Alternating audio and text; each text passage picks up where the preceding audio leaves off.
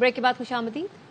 آغاز میں آپ کو بتائیں پنجاب اسمبلی کا پہلا ہی اجلاس ہنگامہ خیز، نعروں سے آغاز۔ 321 نو منتخب اراکین نے حلف اٹھایا۔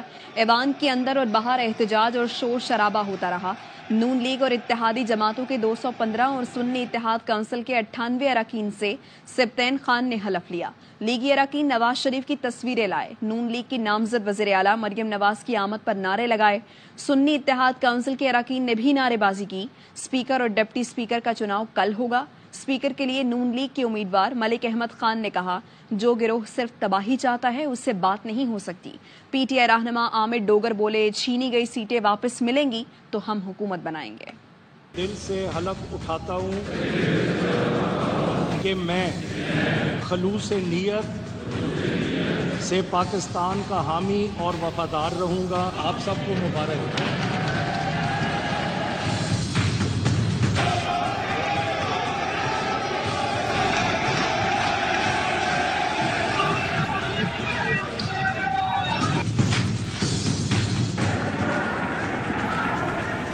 سیاسی استحکام کے بغیر معاشی استحکام میں ایک جو شیر لانے کے مطابق بات چیت اس سے کی جاتی ہے جو بات چیت کرنے کے لیے تیار ہو۔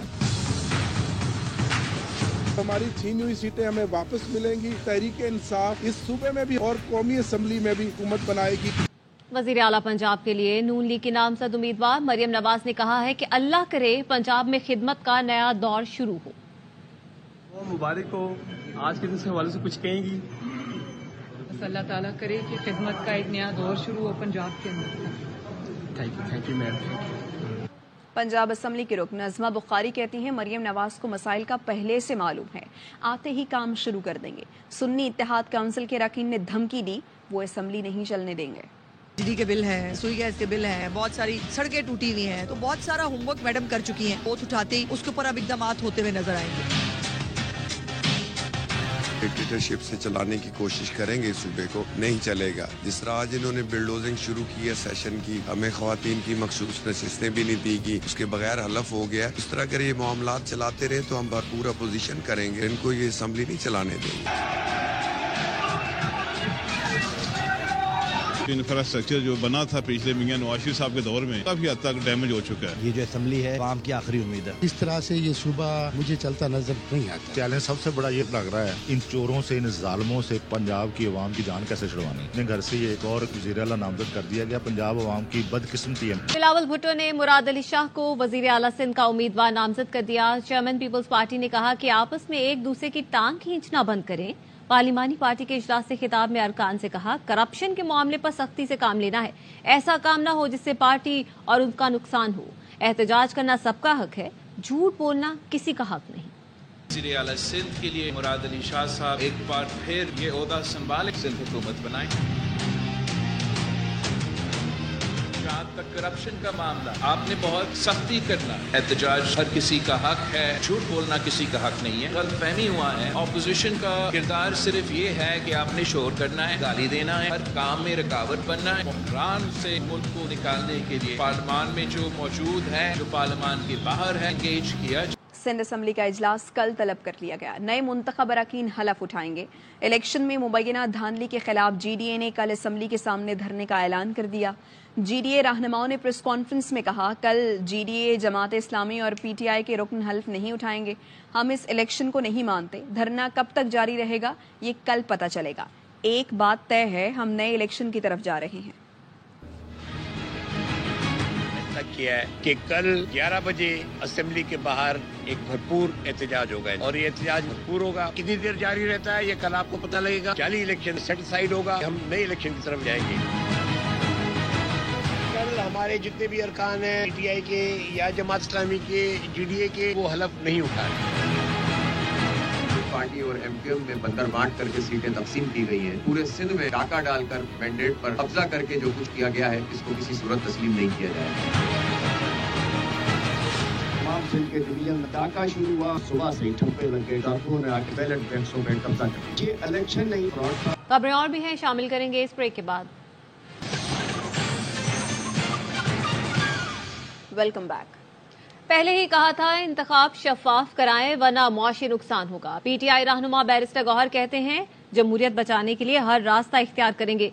चाहते हैं सब भूल कर आगे बढ़ें, लेकिन आप खुद जमहूरियत डीरेल कर रहे हैं। वो लेटर IMF को लिखेंगे और जब लिखेंगे तो शेयर भी करेंगे। मुल्क के मफाद में ही लेटर लिखेंगे। मुल्क के मफाद के खिलाफ कभी भी कोई चीज नहीं करेंगे, कोई ऐसे काम नहीं करेगी जिसको रियासत को खतरा हो, रियासत को नुकसान पहुंचे, इकानमी को नुकसान पहुंचे। पाकिस्तान तहरीक इंसाफ का कोई भी कदम न रियासत, न आवाम, न हुकूमत, न जमहूरियत मुखालिफ होगी। तसल्ली रखें।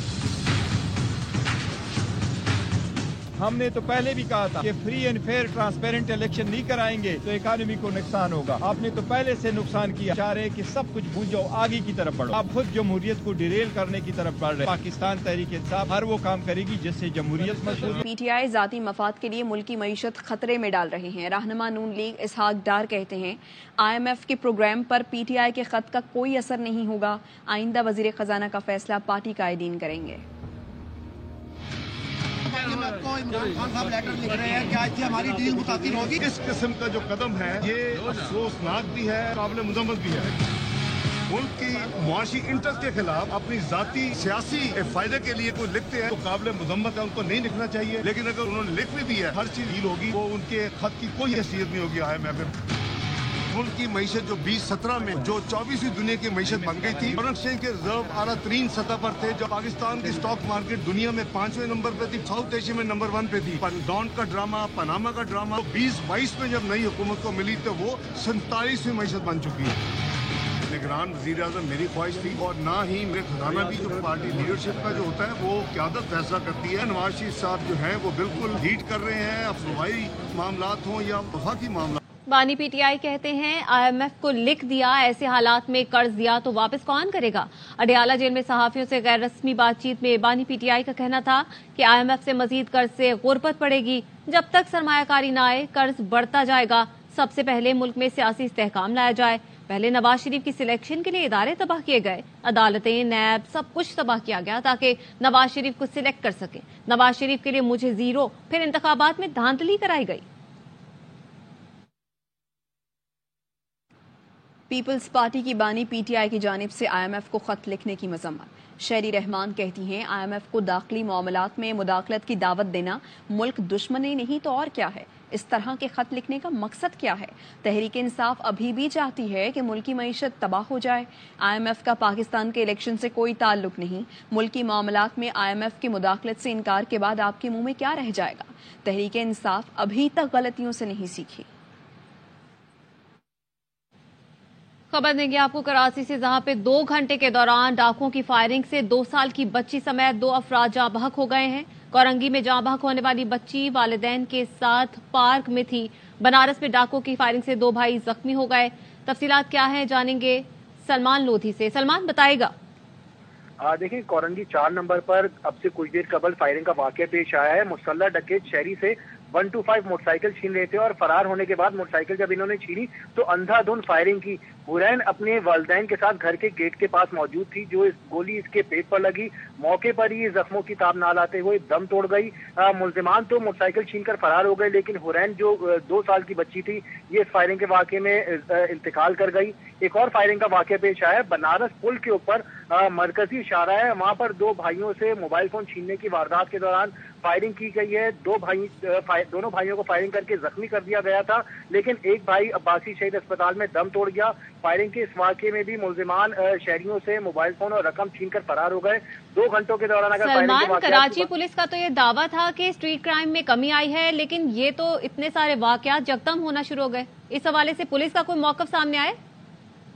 देखिए, पुलिस इन तमाम मामलात पे खामोश तमाशाई तो बनी हुई है। अलबत्ता पुलिस ये दावा करती है कि स्ट्रीट क्राइम की वारदातों में कमी हुई है, लेकिन बेदर पे वाकयात और डकैती की वारदातों के दौरान मुज़ाहमत करने पर कई फायरिंग के वाकयात रुनुमा हो रहे हैं। और तशवीशनाक बात यह है कि शहरी अगर जरा सी मुज़ाहमत ना भी करें तो भी इन्हें फायरिंग करके जख्मी कर दिया जाता है। मंगोपीर में एक और ताजा वाकया पेश आया है। एक और शहरी को डकैती की वारदात के दौरान फायरिंग करके जख्मी कर दिया गया। कराची पुलिस चीफ के दावे एक तरफ, लेकिन हकीकत कुछ और सामने आती है। सलमान, जो 2 भाई कोरंगी में जख्मी हुए थे, एक तो आप बता रहे हैं कि वो जान से चला गया, जो दूसरा जख्मी है उसकी हालत कैसी है और उनकी शनाख्त हो सकी है, ये कौन है? جی بالکل، ان دونوں بھائیوں کی شناخت ہو گئی. جو بڑا بھائی جاں بحق ہوا ہے اپنے والد کے ساتھ درزی کا کام کرتا تھا. اورنگی ٹاؤن ضیاء کالونی کے ہی رہائشی ہیں. دونوں بھائی لیاقت آباد جا رہے تھے اپنے ایک رشتے دار کے پاس ملاقات کے لیے. بنارس پل پر ان سے ڈکیتی کی جو واردات ہوئی ہے اس میں یہ فائرنگ ہوئی تھی. معیز نامی جو بڑا بھائی ہے وہ تو اس میں واقعے میں جاں بحق ہو گیا. دوسرے بھائی کی حالت بھی نازک ہے, اس کی بھی پیٹ پر گولی لگی ہوئی. عباسی شہید اسپتال میں اس کو طبی امداد دی جا رہی ہے. درزی کے کام کرنے والے بھائیوں سے صرف موبائل فون چھیننے کی واردات کے دوران یہ فائرنگ کی گئی اور ان دونوں کو زخمی کر دیا گیا, جس میں فائرنگ کے واقعے میں ایک بھائی تو انتقال کر گیا. ٹھیک ہے سلمان لودھی, اس حوالے سے آپ ہمیں آگاہ کر رہے تھے, آپ کا بہت شکریہ. کراچی کے علاقے کورنگی میں 13 سالہ لڑکی کو زیادتی کے بعد قتل کر دیا گیا. ماں گھر سے باہر تھی, واپس آئی تو بچی کی لاش لٹکی ہوئی ملی. پولیس سرجن نے پوسٹ مارٹم میں بچی سے زیادتی کی تصدیق کر دی. متاثرہ خاندان محلے میں 6 ماہ پہلے ہی آیا تھا. ثنا 4 بہن بھائیوں میں سب سے بڑی اور چھٹی جماعت کی طالبہ تھی. پولیس نے والد کی مدیت میں مقدمہ درج کر لیا ہے. پوسٹ مارٹم کے بعد ورثہ لاش لے کر نوشہر و فیروز روانہ ہو گئے. مزید خبریں شامل کریں گے اس بریک کے بعد. بریک کے بعد خوش آمدید. سپریم کورٹ نے مبارک ثانی کیس میں پنجاب حکومت کی نظر ثانی درخواست پر پیر کے لیے نوٹس جاری کر دیے. دوران سماعت اسسٹنٹ پروسیکیوٹر پنجاب نے موقف اپنایا. مبارک ثانی کیس فیصلے کے پیرا 9 میں آرٹیکل 20 کی وضاحت نہیں. آئین کے آرٹیکل 20 کے تحت مذہبی آزادی لامحدود نہیں. وضاحت نہ ہونے سے فیصلے کا غلط تاثر دیا گیا. چیف جسٹس قاضی فائز عیسیٰ نے ریمارکس دیے, جب آرٹیکل 20 کا ذکر آ گیا تو وضاحت کی ضرورت نہیں تھی. کہتے ہیں تو وضاحت کر دیتے ہیں. آرٹیکل 20 کے مطابق مذہبی آزادی پبلک آرڈر اور اخلاقیات سے مشروط ہے. نظر ثانی میں وضاحت کے لیے نوٹس کرنا پڑے گا. اسسٹنٹ پروسیکیوٹر جنرل نے کہا آئین کی تشریح کا نقطہ ہے, نوٹس کی ویسے کوئی ضرورت نہیں. جسٹس سعادت عرفان نے ریمارکس دیے, نظر ثانی پر نوٹس کرنا پڑے گا. عدالت نے پنجاب حکومت کی نظر ثانی درخواست پر 26 فروری کا نوٹس کر دیا. سپریم کورٹ بار نے چیف جسٹس کے خلاف مہم کی مذمت کر دی. اعلامیہ میں کہا کہ زیر بحث فیصلہ مکمل آئین کی دفعات, متعلقہ قوانین اور اسلامی احکامات سے ہم آہنگ ہے. فیصلے پر غور کیے بغیر الزامات لگانا اشتعال انگیز ہے. سیاسی ایجنڈے کو انصاف, مذہبی رواداری کے اصولوں کو زیر کرنے کی اجازت نہ دی جائے.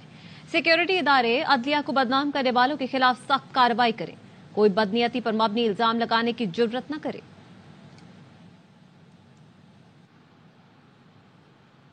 روزہ رسول کے کلید بردار شیخ نوری محمد علی کی کراچی آمد. صدر اور C E O ARY network Salman Iqbal سمیت اہل خانہ سے ملاقات کی.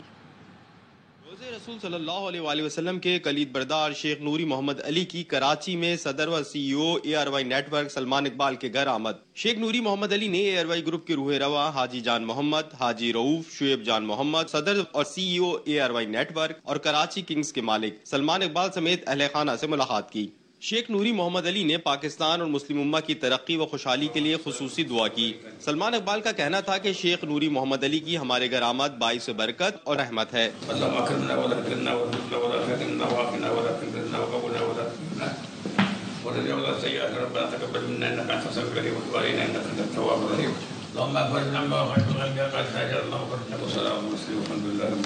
شیخ نوری محمد علی نے پاکستان کے لیے ARY کی خدمات کو سراہا اور ARY فیملی کے لیے نیک خواہشات کا اظہار کیا. کراچی کنگز کے مالک سلمان اقبال کی جانب سے شیخ نوری محمد علی کو کراچی کنگز کی شرٹ اور کیپ بھی پیش کی گئی, جس پر شیخ نوری نے کراچی کنگز کی جیت کے لیے خصوصی دعا بھی کی. اس موقع پر امریکہ کی معروف سماجی شخصیت تنویر احمد بھی موجود تھے.